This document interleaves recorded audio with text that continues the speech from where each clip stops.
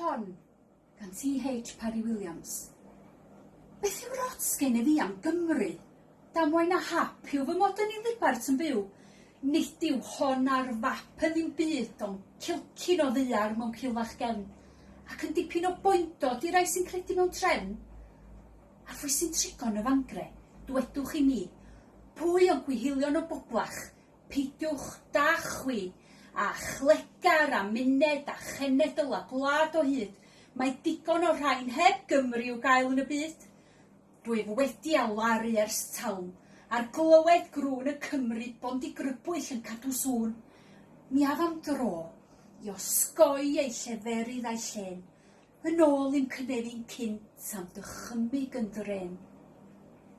A dyma fi yno, diolch am fod ar goll, ymhell o gyffro geiriau'r eithafwyr oll. Dyma'r wyddfa uchryw, dyma lymder a moelni'r tir, dyma'r llyn, a'r afon, a'r clogwyn, ac ar fy ngwyr dacw'r tu Llanganed.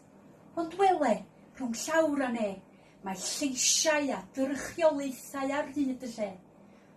Rwy'n dechrau sy'n sanu braidd, ac meddaf i chwi, mae rhyw y sictod fel petai dod droso fi, ac mi glywaf grafangau Cymru'n dyrdynu fy mrom.